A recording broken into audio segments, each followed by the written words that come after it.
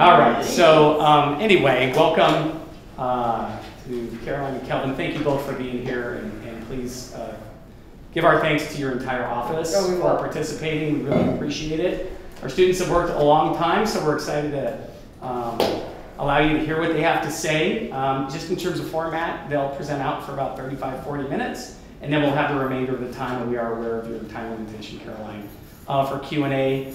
But we really just like to make it more of a productive sort of discussion rather than... Can I take pictures?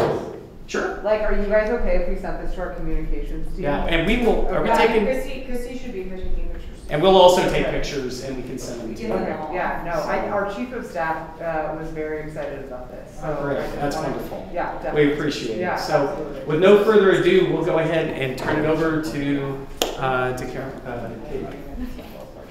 Hi, thank you so much for being here today and for making the trip out to USC for this presentation. Oh yeah. So far. We love USC. No, I'm kidding. Wow. We're really excited to present the research we've done over the course of the semester, and we hope it will be useful for you all when looking at post-COVID-19 policies. Just to reintroduce myself, my name is Caitlin Ng. I'm a first-year student majoring in political economy.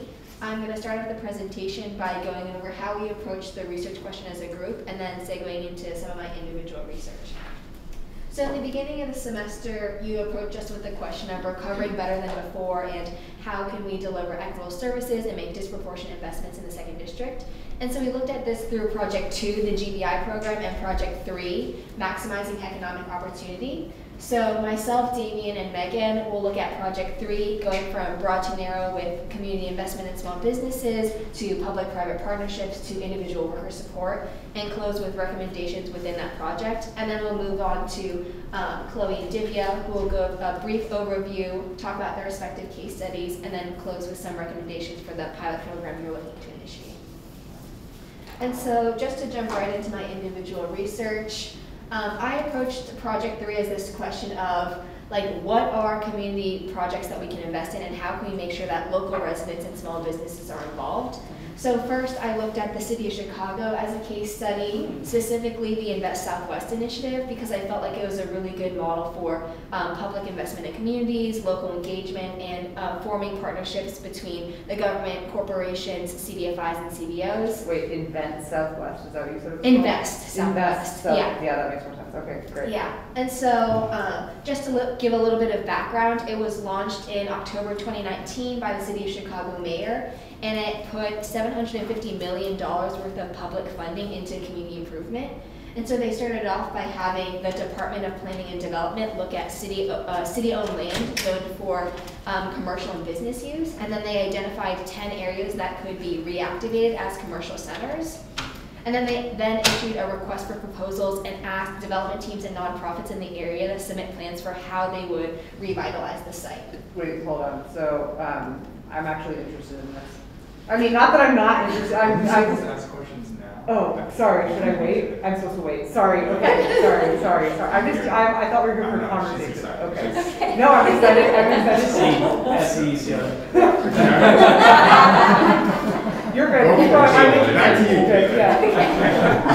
Write your questions down.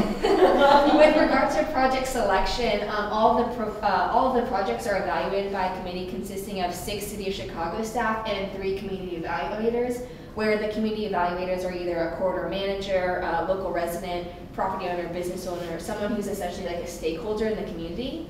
And then some of the criteria for evaluating the projects that I thought was really relevant is they actually do consider the community scorecard, meaning they're really taking into account the input from local residents. And then they also consider minority and women business enterprises commitment. So they were really looking to target women-led, minority-led developers. And so there have been 3 rounds of project selection so far, March, August, and November of this year. And so all of the projects are taking vacant, underutilized sites and transforming them into things like affordable housing, residential units, commercial space for like cafes, retail stores, restaurants, and like it's all quantified by the project right there. And so the goal is to create construction jobs, create permanent jobs, contracting opportunities for small businesses, housing, etc. And so this really relates back to Los Angeles because I thought this entire initiative was a really strong model for highlighting community voices because they included the community scorecard and community evaluators, and then also for supporting small businesses because they really targeted minority-led and women-led developers.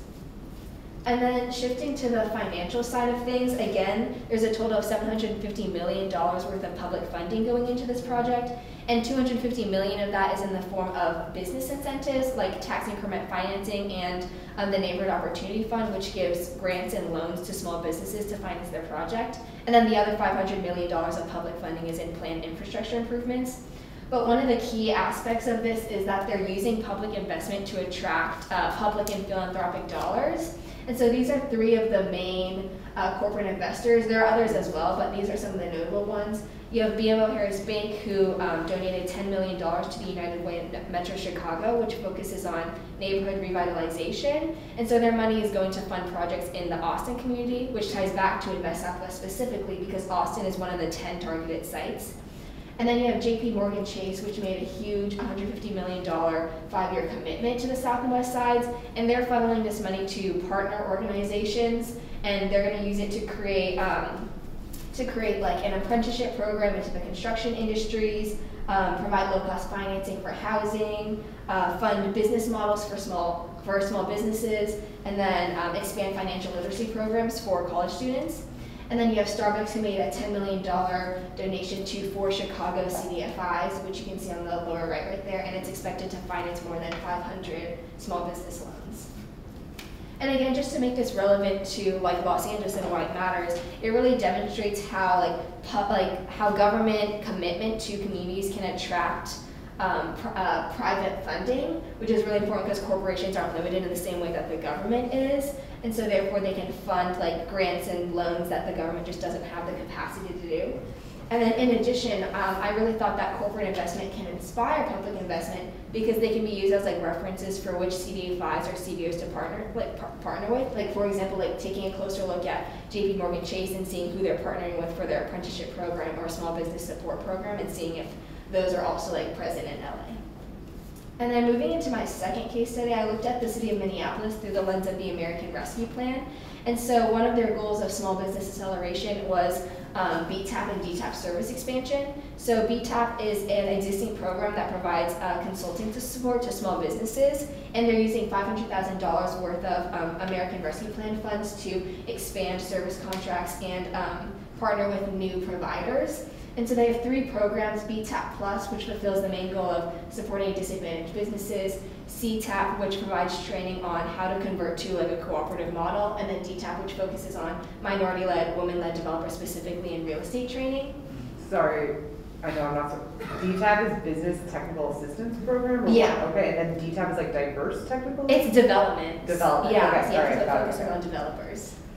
And then, so like I guess a recommendation from Minneapolis would be to like use American Rescue Plan funds to like expand technical assistance. And because I know that the like LA County Consumer and Business Affairs already has the Procurement Technical Assistance Center, but because that's like limited in how to contract with the government or certify a business, I think that there's an opportunity here to expand this either to development focused or cooperative focused training as well, or maybe like providers that specifically focus on minority-led, women-led businesses. Mm-hmm. And then the last thing I want to talk about is the CDFI LISC, Local Initiative Support Corporation, because they really tied all my research together. One, because they have a proven successful partnership with Chicago, and secondly, because they have existing programs that align with LA's goals for small business support. And so in Chicago, they were employed by the city to serve as program manager for the Invest Southwest initiative. And so their main responsibility was identifying CBOs to serve as corridor managers, who were then responsible for managing their respective development site. And then because corridor managers made like site recommendations based on local need and collaborated with elected officials, stakeholders, investors, etc., like LISC was a really important partner in connecting the government with these organizations that already had established relationships in the community. And then as for LISC's existing programs, they manage the Entrepreneurs of Color Fund, which recently launched a location in LA. Mm-hmm. And then since 2015, the entire program has given out 1,200 loans to the minority-owned small businesses, totaling to $32 million. And then similarly, they have the Black Business Excellence Technical Assistance Initiative, which gives mentoring and like learning modules to Black-owned businesses.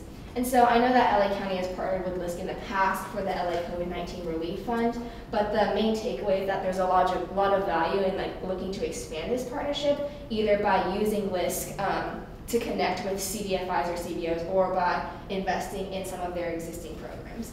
And so with that, I'm going to turn it over to Damien, who's going to talk more about LISC and other relevant public-private partnerships. Hi everyone, my name is Damien Lopez. I am a senior undergrad, and I will be talking to you about the public-private partnerships in and around LA, as well as in California, that can be relevant to the city of Los Angeles. So for the first public-private is LISC. LISC, also known as the Local Initiative Support Corporation Los Angeles branch, is a bridge organization between both nonprofit partners, local governments, financial institutions, and other necessary resources to improve underserved communities in and around Los Angeles. As a corporation as a whole, LISC has 31 offices around the country, serving both rural and urban communities from Alaska to Arkansas. They receive funding from banks, corporations, foundations, and private government agencies to invest in things such as affordable housing, economic development, health and recreation, capacity building, and strategic planning efforts. Financial partners for this program include Bank of America, Capital One, Wells Fargo. Corporate partners include Edison International, Verizon, the wireless company, Southern California Edison, and nonprofit foundations include the Annenberg Foundation, Kaiser Foundation, and the Wells Fargo Foundation. In Los Angeles in particular, 26 community partners have worked across 15 disadvantaged neighborhoods in Los Angeles over the last 30 years. Their investments in the city include $871 million in investments, with LA neighborhoods creating $2 billion in development, over 10,000 new affordable housing developments, and 1.8 million square feet of new residential, retail, and community spaces. How this connects to LA, obviously you guys have worked with LISC in the past. This just shows tangible results for what we can see not only now, but also in the future if we continue to work with this organization to provide economic development for the city. More specifically, LISC has ended up helping create the LA COVID Relief Fund. This COVID Relief Fund is a public-private partnership created in 2020 to provide funding for hundreds of small businesses and nonprofits in LA County being impacted by the COVID-19 pandemic. I know your office in the past has worked to help create this fund. I know you guys are probably well aware and familiar with this partnership and project. This relief fund was funded by both LA County and private corporation contributions. In terms of financial breakdown specifically, $12 million came from the LA County itself, $15 million came from Goldman Sachs initially, $1 million from the Wells Fargo Foundation, $100,000 from Citibank, and $25,000 from the Union Bank Foundation. In the long run, however, we've now been able to see the tangible results of the COVID-19 Relief Fund in both a macro perspective in terms of the whole county and city, but also specifically in your guys' district itself. Reports came out this year, and the entire fund ended up getting $99.5 million distributed to over 7,300 grantees. 51% of these grantees were small businesses reporting either one employee or less. 80% of these businesses who received grants were minority-owned or led, 43% women-owned or led. 203 grantees specifically were veterans, and 44% of the funding went to the retail and services industry, something that LA County and LA City thrive upon. Specifically in your guys' district, District 2, $26.1 million was distributed to almost 2,000 grantees. Half of these grantees were reported as having one or less employees, so extremely small businesses, mom and pop stores, bodegas, things like that. This money isn't going to people like Apple and Google and Target. 45% of these grantees were women-owned or led businesses. 91% in your district were minority-owned or led businesses. 42 specifically were veterans, and 43% of the funding went to the retail and services industry. Something that, based off of analyzing your guys' district itself, is something that you guys thrive upon. You guys will have lots of malls, lots of shopping centers, lots of availability for economic growth. This is something that explicitly is benefiting you guys in particular. For another case study, I ended up researching affordable housing. So The affordable housing case study I ended up being a part and checking out was located in Mountain View. Mountain View is in the San Francisco Bay Area, has a population of 76,000 people, and is right now, alongside other places in California, experiencing a severe shortage of affordable housing, along with all other cities in the Bay Area. Santa Clara County in particular, where Mountain View is located, is witnessing a declining trend in home ownership. As of January 2020, Santa Clara County, where Mountain View is located, has a homeless population of over 9,000. More than half their income on residents are spending more than half their income on housing as of 2018. Ideally, that number should be around 30%, but obviously with the housing shortage and with prices going through the roof, that's clearly unobtainable. Santa Clara and San Benito counties, which is the county next door, are short about 40,000 homes for their extremely low income residents. And as you can see in the city of Los Angeles, they're experiencing a similar affordable housing crisis that needs to be handled sooner than later, or else we're going to see more people on the streets and more people losing their homes. So this project in particular is a 51 unit residential complex that is affordable to households earning up to 50% of the area median income. Residents and more specifically families, which is the population that's being targeted, have access to an on-site library, fitness room, as well as many free on-site services, including English as a second language classes and after-school homework assistance for children. This project in particular was developed by ROEM Development Corporation with support from both the City of Mountain View, Google, and City Community Capital. The City of Mountain View provided the private developer with a $3.2 million loan for a long-term ground lease of the property, 65 years, with another extension for 20 if needed or wanted, and a $12.5 million loan towards the project's overall cost of $23.8 million. Google provided $6.3 million in equity for both the project itself and in order to create computer equipment and free internet access for its residents. Additionally, City Capital contributed another $4.2 million on top of it to give it a proper economic boost. Now, as you're wondering, how can this be applied to Los Angeles and LA County? Well, public-private partnerships along with different tax incentives for partner organizations are easily a feasible vehicle to convince development firms to build affordable housing units for the surrounding communities. Something that development firms are usually disinclined to do so because of the typical unprofitability, even though it's needed for the greater good of society and the city. Affordable housing, in particular P3s, these P3s kill several birds with one stone by employing both blue-collar and white-collar construction workers in good-paying professional jobs. Additionally, this houses members of the community and takes the homeless and socioeconomically vulnerable off the streets. Finally, these kind of projects can also catalyze economic activity by granting tax credits to partner organizations who then in turn put that back into their businesses and contribute and are incentivized to contribute to affordable housing. The final public-private case study that I ended up researching was the Los Angeles Unified School District and the Boys and Girls Club of Los Angeles. This one I have more of a personal connection to since I actually work with Los Angeles Unified and have come in contact with the Boys and Girls Club and work closely with them on this effort. So the Boys and Girls Club is a private organization who is tasked with providing childcare to LAUSD students returning from distance learning during the COVID-19 pandemic. This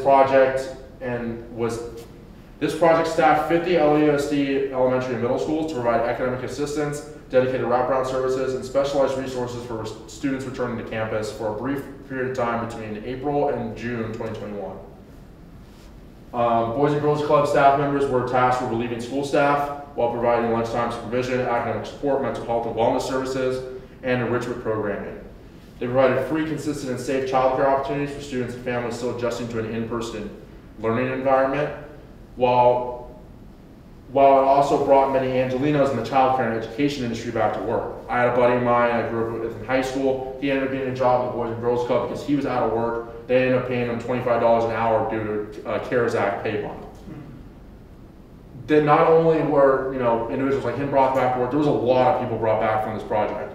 They would staff these schools at least like 10 or 15 staff members apiece, multiply that by 50 schools, along with all the administration aspects. That's a lot of Angelenos back to work with good paying, with a good income, even though it's only for a few months.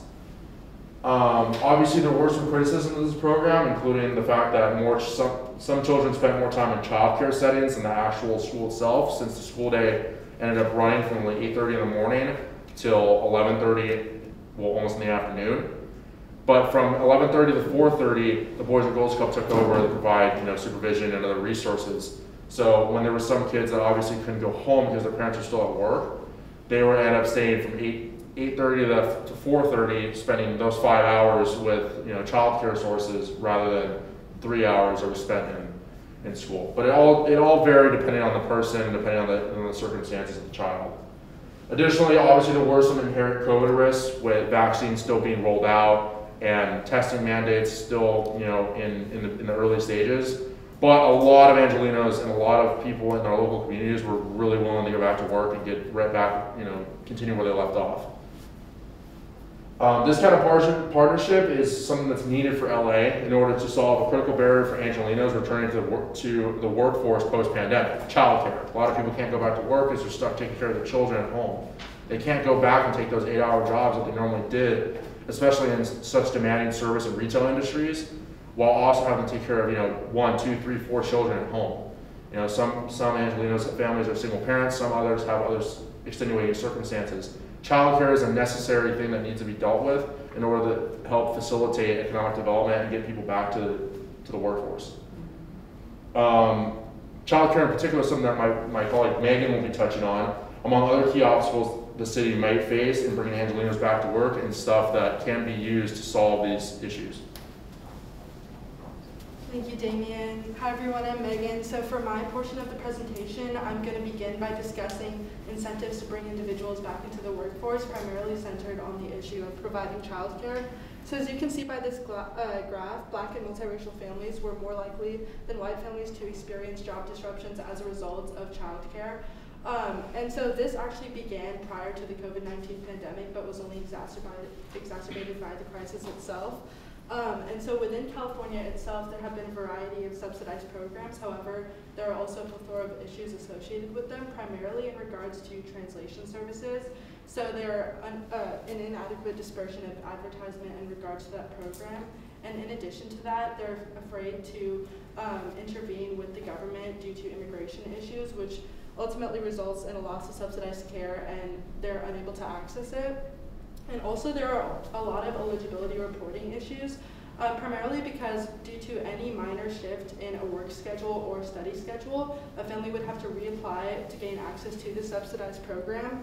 And this has led to a loss of subsidized care because it's only a month window in order to file it. And so I'll refer to that in my recommendation, but that has continuously resulted in a loss of subsidized care, which has ultimately led to a variety of job disruptions, contributing to the income inequality. And so after looking at that, I began to look at employee ownership models to bring individuals back into the workforce based on their current employment. And so I looked at employee stock ownership plans and employee ownership trust. And I found that compared to employee stock ownership plans, employee ownership trusts were associated with significantly less legal fees and were a lot easier to implement within each business, primarily because the shares are collected in the form of a trust, which enables employees to reap benefits throughout their employment rather than simply after a termination or their retirement. So it's really beneficial for our targeted population. And as I was looking at a variety of businesses that have already implemented this, I primarily found literature from the United Kingdom. Not to say that it's a bad model, but rather it just speaks on the differences between the economic progressions of the United States versus the United Kingdom. So most recently within the United States, Optimax has adopted the employee ownership trust model. And so they were founded in 1991 and are essentially the largest manufacturer of prototype optics within the United States. So in 2020, they transitioned to the employee ownership trust model, and they ultimately divided 25% of their monthly profits in distributing those to their employees, which is summed up to be around $1,000 a month, which is a significant sum of money.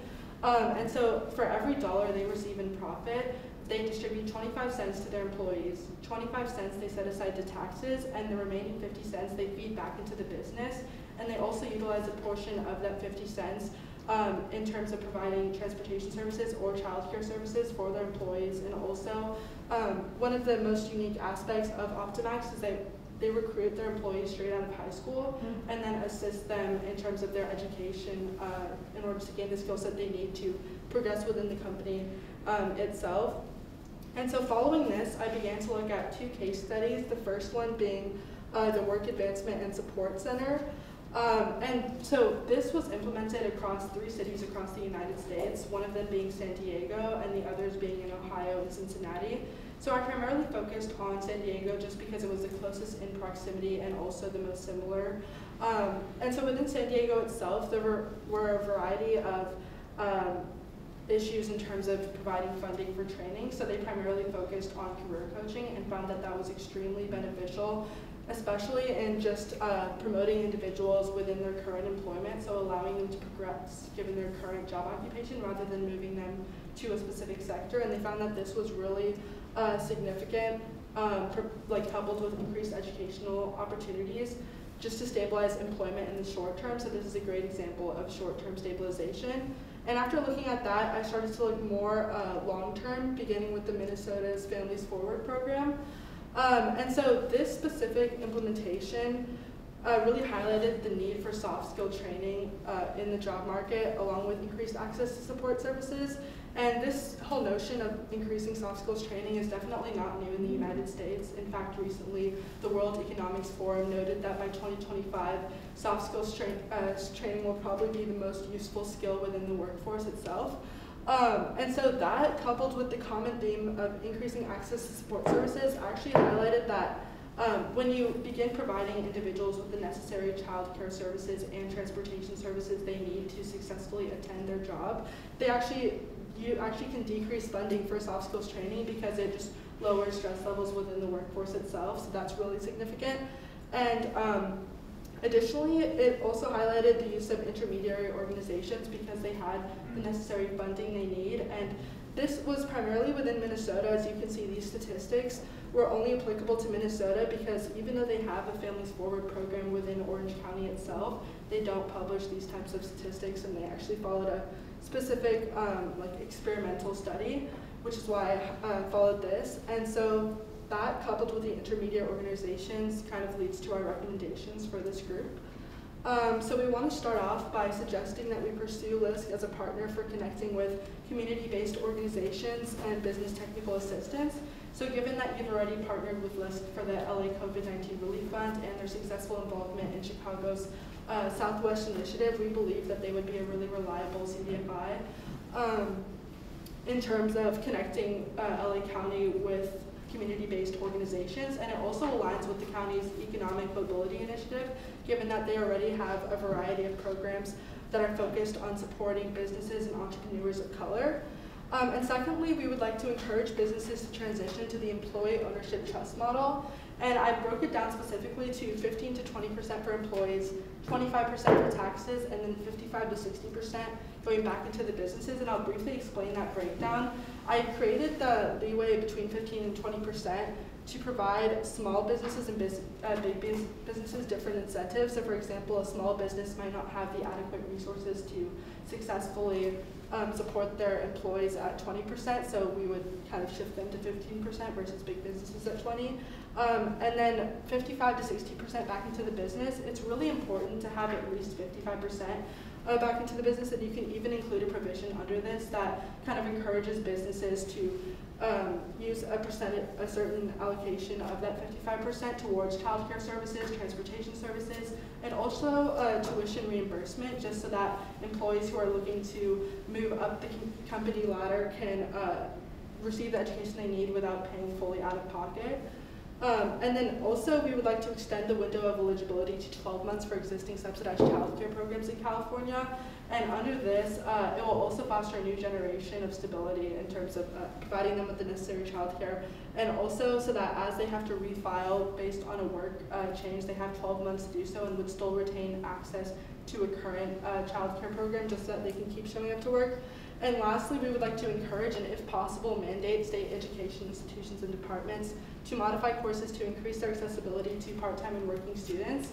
I initially started with incentivizing, but you shouldn't have to incentivize state education institutions to provide education to everyone. So we changed that to encourage and possibly mandate, and this can include the implementation of asynchronous learning as well, just so that it's easier for people with variable work schedules. And with that, we believe that all 4 of these will help support disproportionately impacted communities from the COVID-19 pandemic, and I will hand it over to Project today. So I'm Chloe Hirth. I'm a senior undergrad, but I'm also a first-year grad student in the Seoul Policy School. Wait, can we ask questions on the first project, or should we keep? I think we should probably get the presentation done, if you don't mind. Yeah, sure. So we are Project 2. I will be discussing guaranteed income research along with Divya.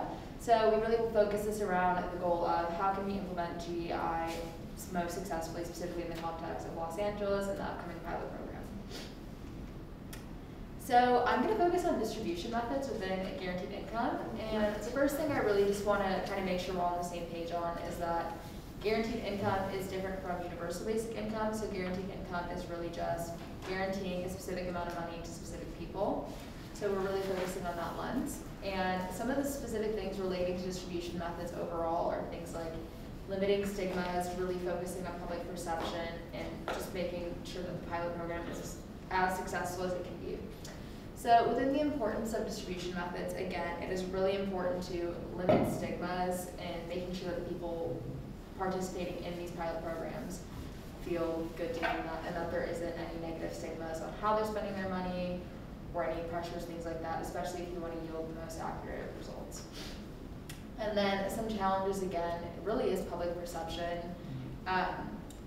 There's a lot with that in terms of like how, again, people are being viewed and the pressures that that can put on a pilot program. And then some other general difficulties are things like people being unbanked, lacking access to banking, things like not having a permanent address for people experiencing homelessness or unstable housing, issues with not having, again, with banking direct deposit, and just overall some banking challenges. So again, some different kinds of methods that you can do when distributing the income in a pilot program are prepaid cards, direct cash payments, or direct deposit, which again has some challenges. So my first case study that I'm going to discuss is Stockton. So Stockton was a pilot program in California with randomized control, 125 participants that received $500 a month for 24 months. So Stockton utilized a distribution method of a prepaid focus card. So with that, individuals in the pilot program were able to directly receive their cash, they can withdraw it. There was some access to things like banking features that they really appreciated.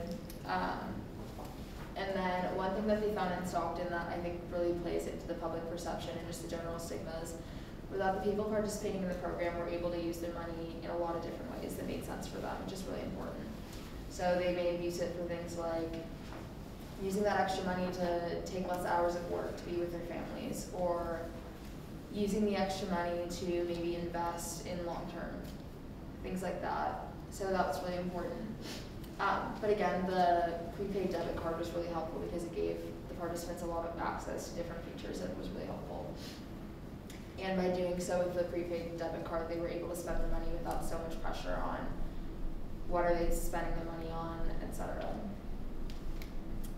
So the second case study I'm going to discuss is the Denver, Colorado study, which is actually ongoing right now and is expected to fully launch in 2022. So Denver is funded by Impact Charitable, but this study has a couple different options. So 260 people are receiving $6,500 up front and $500 for the next 11 months as well. 260 people are just receiving $1,000 for 12 months, and then 300 people are receiving $50 a month as a control group. So this study is focused on, this pilot program is focusing specifically on homelessness intervention, which could be relevant to Los Angeles. Compared to Stockton, they did more of a poverty intervention focus, which is also really important for LA as well.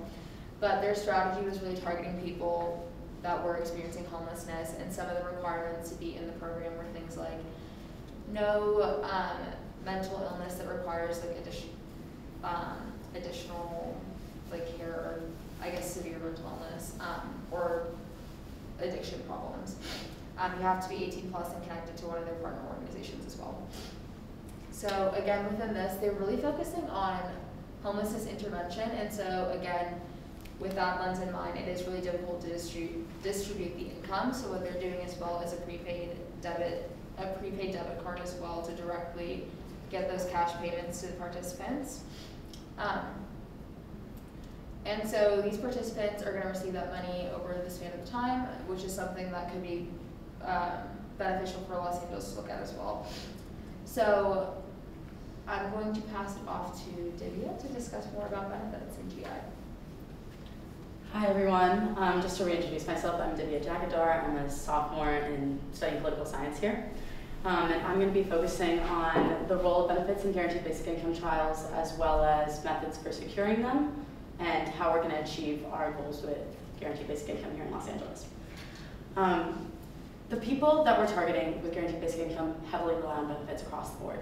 So the first relevant case studies that I think I want to explain the findings for are going to be Compton and Oakland. Both of these are obviously cities in California, and they have the most similarly targeted demographics as we're going to be targeting in Los Angeles. Both of them are ongoing projects. They began over the span of the last year. They both choose applicants through a randomized lottery system, but the biggest difference between them and us is going to be that they're philanthropically funded, whereas we are government funded. But I'll touch more on that distinction later. Compton is taking an approach very similar to how Mitchell's office has decided to go about benefits. They are going to be securing individual waivers, so basically working with participants on a case-by-case basis to see what benefits they need to cover, and whatever benefits they can't secure, they supplement with their hold harmless fund. Oakland is going to take it a step further, and I think it's something that we need to pay a lot of attention to. Oakland is also doing the individual waivers, but on top of that, they're securing program-wide waivers. So they've worked with the California Department of Social Services as well as the Oakland Housing Authority to get program-wide waivers for every participant. So not only does this work as a guarantee for participants that there are certain benefits they're definitely not going to lose, but it also makes the process a lot more efficient on behalf of the government. And it allows us to devote more time to other aspects of the experiment. However, Oakland does not have a hold harmless fund, which means that if they decide or they determine that participants are going to lose out on more than they're going to gain from this experiment, they advise them against participating. And we're very lucky that we don't have to do that here. Well, so, we might. Yeah. Oh. It's okay, just keep It's an evolving Yeah. process. Well, let me finish. Maybe not. You wouldn't know that. But keep going. But last time we met, we discussed the international perspective, and I think it's really important that we look at that as well. Just quickly, this is what Stanford has gathered as all past, ongoing, and near future guaranteed basic income experiments. So we are not alone in this project.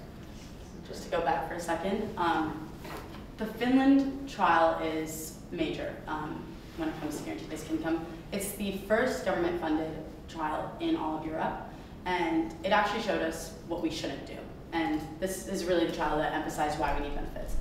In the Finland trial, participants were not allowed to access their benefits. So by the end of the day, they ended up receiving about the same amount in funding through the guaranteed basic income as they would have in benefits. And this led to no impact to their employment opportunities. And while they did report well-being, which is always great, we want to be able to provide opportunities to our participants that go beyond that. And just quickly, I want to note two impact metrics that I think you guys are going to love.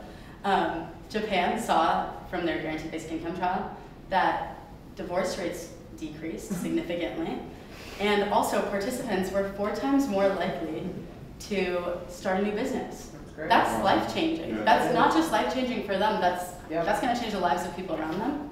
And that actually kind of relates to the Kenyan finding that nearby villagers benefited from a guaranteed basic income trial happening just a few towns over.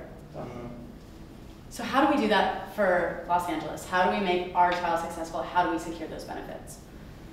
going into this, I think we felt that, you know, having a government-funded trial was going to work to our disadvantage, that was going to be a detriment to us, especially because philanthropic funds are usually not regulated as much. But great news, this actually might be the best thing ever for us. So we're funding our guaranteed basic income trial with the American Rescue Plan's expanded child tax credit. So yes, it does restrict us to households with minors, but it's not the worst constraint in the world. Unlike previous child tax credits, this child tax credit does not exclude poor non-filers or people making under $25,000 a year, which is why we're able to fund this trial. And the White House and the IRS have officially reported that the child tax credit does not count as income, which means it cannot affect federal benefits, which means all of those federal benefits are going to be unaffected. That also means that state benefits that are even partially funded by the federal government should also be unaffected. So, looking at the 2020 to 2021 fiscal year report by the state government, all extensions of federal programs like Medi-Cal and CalWORKs and CalFresh are all receiving federal funding, so they would all be exempt or they would be unaffected. Looking at the 2021 to 2022 fiscal year report, not all of these are funded by the federal government. However, they've included a caveat that additional federal funds are coming in and they expect to distribute those amongst those programs. So, what does that mean? That means our main concern should be state-chartered agencies, exclusively state-chartered agencies, like the Los Angeles Housing Authority. But this is where I suggest that we take the Oakland approach and we seek those program-wide waivers and put all of our effort into getting those to happen, and especially emphasize the fact that other government agencies are working with us and hopefully see that they are willing to cooperate. And I want to leave you guys with two very important statistics, in my opinion. Because guaranteed basic income, one of our major goals here is to reduce poverty. And the Jane Family Institute, which has worked on the design of Stockton, Compton, and a bunch of successful and just regular guaranteed basic income trials domestically and internationally, they have predicted that if every poor non-filer eligible for the child tax credit received it, there would be a 40% or more reduction in child poverty. And at least 71% of children eligible for the child tax credit that are currently not receiving it live in households that receive at least one benefit. That means that they're not totally disconnected from the system. That means that they're accessible, that means that we can reach them, and that means that we need to reach them. And the question is, how do we do that? These are the steps. And so to get into our recommendations, firstly, it's important to utilize direct cash payments via direct cash or prepaid card and limit pressures on participant spending, as Chloe went over. As I said, I think we need to work with entirely state-funded agencies to secure those program-wide waivers, because those are the ones most hanging in the balance. And finally, towards getting more people enrolled for the child tax credit, data sharing with the federal and state government to get poor non-filers auto-enrolled into the child tax credit is going to make the biggest difference in getting people enrolled. And also, obviously, it's always important to advertise more, increase awareness, and get poor non-filers to work to get themselves enrolled. But these are our recommendations, and we're really hoping that these help you in this trial. So thank you so much for your time. And very good. You all did a great job.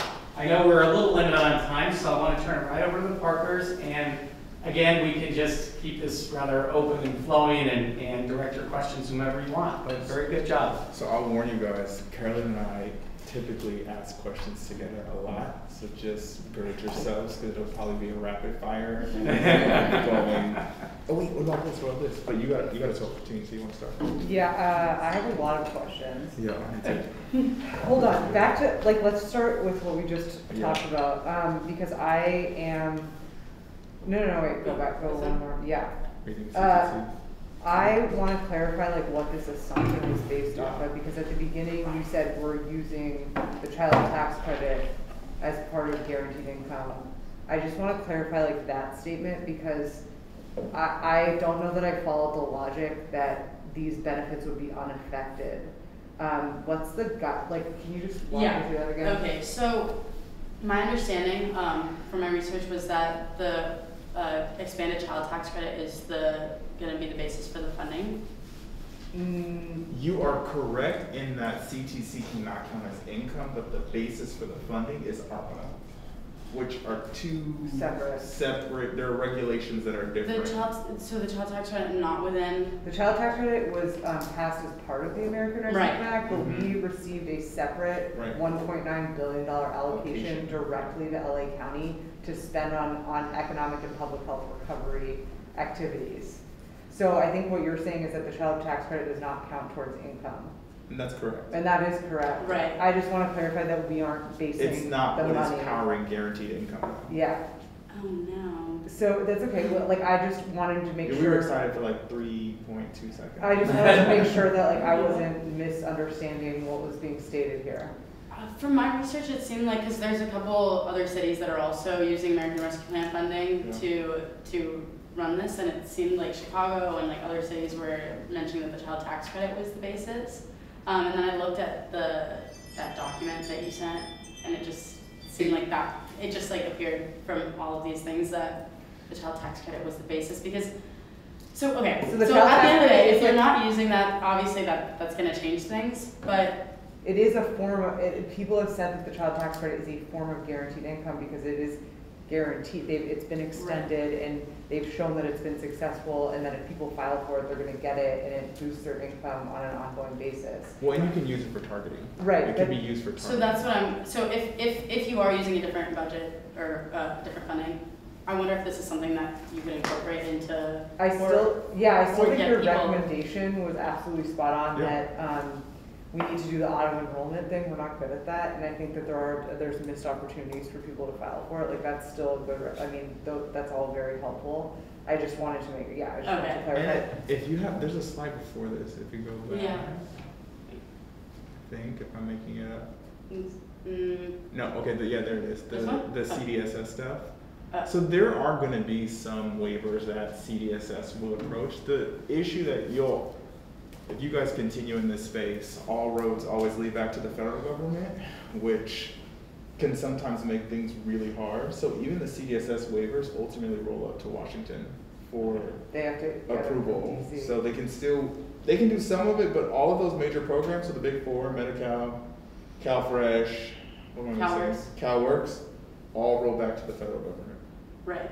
They're federally funded. Yeah, so those will have to be approved, and I think to Carolyn's point around, there will be a question that participants will have to face of whether or not participating in the pilot is financially beneficial for them versus giving them some of the benefits that they may have. Right. We think that they're going to have to answer that question. Because like when you said advisement, that's really key. We call it benefits counseling advisement, same thing. Like we can advise them, this is what you might lose, this is what you'll keep. Like we are going to try to get waivers for everything, but Kelvin knows this better than I do, like it's likely that we're not going to get it. Like the federal government will not grant us waivers for everything, so then they make a decision, like if they're going to lose their Social Security, let's say they're a senior and they're going to lose Social Security because they're going to have to pay it because they're going to be making too much money, then that would not make sense for them to potentially, or if they're going to lose their Section 8. Right. So when you said talk with the Oakland Housing Authority, do you know if they were able to waive like any sort of Section 8? Because that's a federal program too. It probably depends on the funding stream, where the money came from. Yeah. I will be submitting a report to you guys in just a couple days with all this stuff, so it'll be in more detail. But I know that they were participants that were already receiving they were able to pay lower rent just because of their income. It's just that wasn't affected because they worked with the Oakland Housing Authority. Because the way that we currently calculate like the Section 8 benefit in the county and the city, it depends on what your personal monthly income is and the monthly income of the household that's residing in the Section 8 unit. So if your income changes, it's possible that you could get a decreased benefit or lose your benefits, and then it's very, very hard to get back on Section 8. So I think we're pretty concerned about that. And Divya, the other thing you might want to look at too is this question of is guaranteed income, right? Or is it a benefit, right? Because I think the city of LA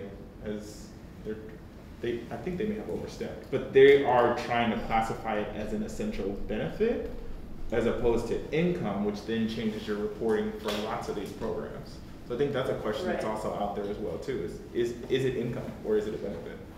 But these things are really hard to navigate. So I do want to say, give yourself a lot of Oh, yeah, credit. no, you guys are Because we doing have an that. entire team that works on this for us, and the amount that you've been able to uncover is really good. Yeah, I'm sorry if it wasn't super helpful. No, it's no, good. It's no, really no, good. It's no, really good. no. But I want to tell you that there are there are at least 10 people who are giving Carolyn and I updates on policy and what we can do here. And some of those are lawyers and some of those are policy people. So give yourself a lot of credit for working through some of this because it can be very Pretty complicated. hard, yeah. Sorry, I also have No some questions. questions for Caitlin because I loved the Invest Southwest model. And I think that that's absolutely what we have been trying to do in the county and failing, quite frankly.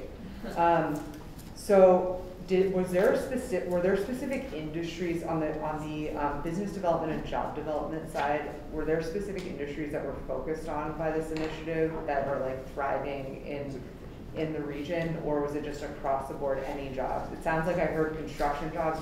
Beyond that, were there other industries that were focused on? I don't think there was, like, because I know the construction jobs was for like actually building the Right, I know, sites, it's project but then I think like within the actual, like within the projects themselves, they were pretty general. Like I know some of them mentioned like they wanted there was like a potential for like a library or like a museum cafe, but like I think they were relatively like open-ended because they had like a broad, like the city created like broad ideas for what they wanted the site to look like, but then it was up to like the kind of development teams to propose like what specifically they wanted to include. And so I would be curious to know like as much background information, I'm gonna take a picture of the slide, as you have on this, because just to give you a little bit of context, we have a list of like county-owned sites. So as you probably are aware, we're the county over the 10 million residents in the county, but there are these 88 incorporated cities, including the city of LA, that are within the county. And so we don't own the city's properties, we only own the county's properties. And so the list of county-owned properties has been combed through so many times, but I don't believe that that's like the extent of what we have because there are these other government-funded properties. It's just or government-owned properties, it's harder to find them. But I would love to know like if there was some sort of consultant that they hired to identify the properties. Yeah, they did. Okay. They kind of like looked at it. I don't remember like off the top of my head, but there were certain things that they were looking at to identify what sites were good. And I think they did hire consultants, especially for when they created like the broad conceptual renderings for the sites. So they were they were subcontracting with organizations before they asked for the proposals. Right, exactly, because we would be at that stage. I mean, this is beyond needed in the second district. The way that the development has happened in the past, it's very much been like site by site.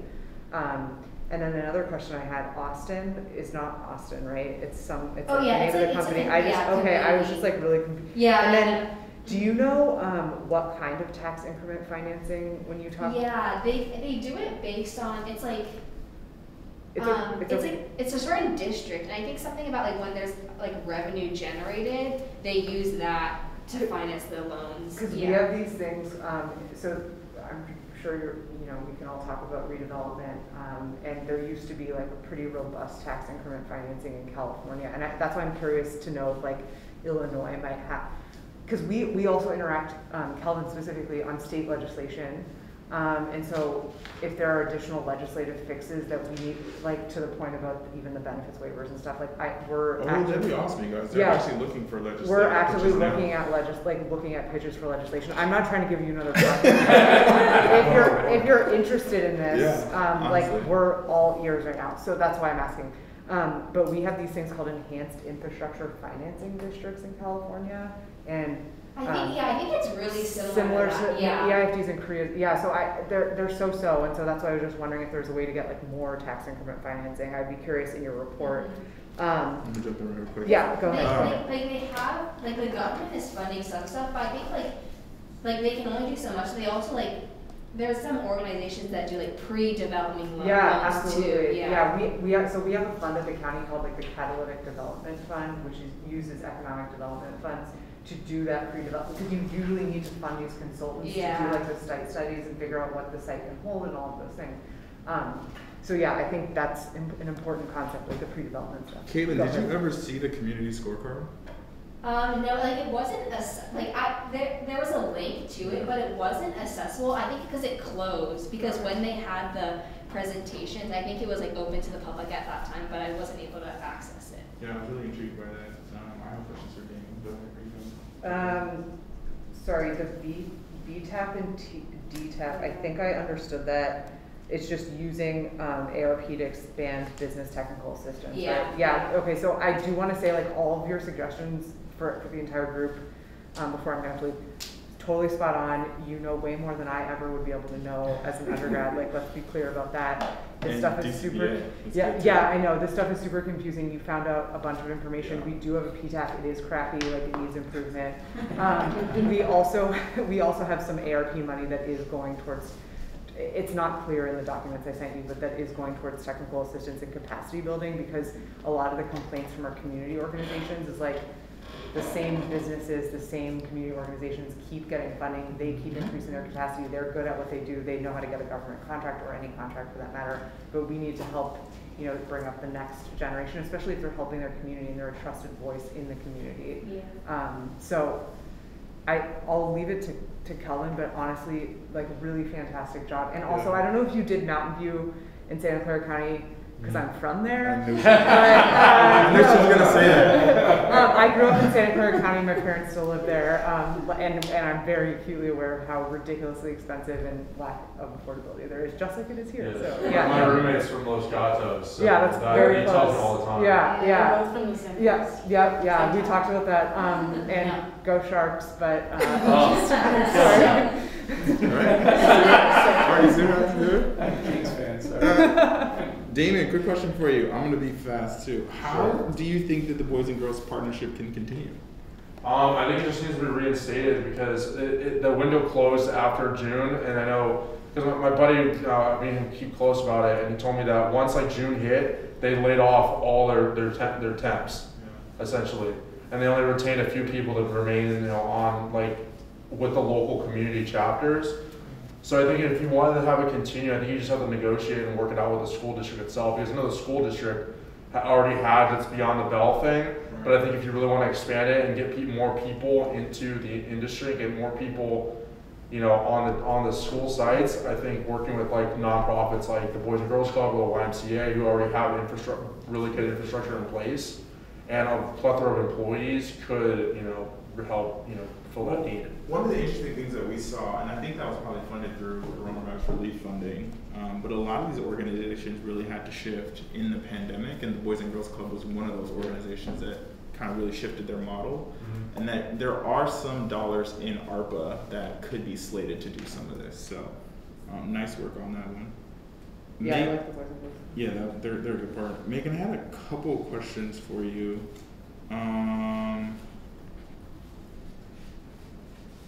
When you talked about the soft skills training, specifically, like what kinds of soft skills training were they doing? And then was the social supports just around childcare? So there were two primary versions of soft skills, and one primarily focused on like interaction, so customers interacting with the employees. That's good. And the other was focused. Sorry, I'm not paying attention. I'm texting my 12:15 that I need 5 more minutes. Sorry, keep going. Yes, we need that soft skill. But you're 100. I took a picture of the slide that you had because I have so many questions about this Optinax thing. Like, I don't even know where to begin. But no, go back. That longitudinal analysis of like what happens to families who participate or people who participate in these programs over time is something that the county does not do a good job of. Can you send us that? Yeah. We're gonna send you the whole thing. Yeah. Okay. And who was targeted in their program? Like, what was? So in this one, it was primarily low income, so people that had already approached the organization because they had lost housing after it was from 2019 to 2020, so kind of like right before the pandemic really escalated. And then on the ownership models, I know you're talking about the ownership model as a way to incentivize employees to return to the workforce. Tell me why you think the ownership model is what incentivizes them to return or to remain in the workforce. So besides childcare, there was also increased reliance on like stimulus checks and things like that. And I know we looked at like different stereotypes per our last meeting and how that doesn't necessarily directly incentivize them. But that kind of coupled with childcare issues really like motivated families to stay at home, and also from the Work Advancement and Support Center study, they found that by increasing access to food stamps, families weren't necessarily as aggressive in going back to work. So by adopting the employee ownership model, specifically the trust, and just incentivizing the employees through the benefits, like $1,000 additional a month, that really encouraged them to start looking for a job and really pursuing the development in a specific company industry. It's really interesting because I think we're in a space right now where there are lots of assumptions around what's happening with the workforce and why people are choosing or not choosing to return. Yes. And so I think some of these researched, questions can be really helpful to get just past some of what can just be a lot of hot air. And so I was really intrigued by your presentation. Where's Optimax headquartered? New York. Okay. How big is the organization? It started off relatively small, but now it's a nationwide organization. And you said it started in when? I think you told me when. 1991. The Work Advancement Support Center, the stuff on San Diego, you're going to send that to us, right? Yes, it'll be in my report. And then the Minnesota Family Forward, I'm very interested in too.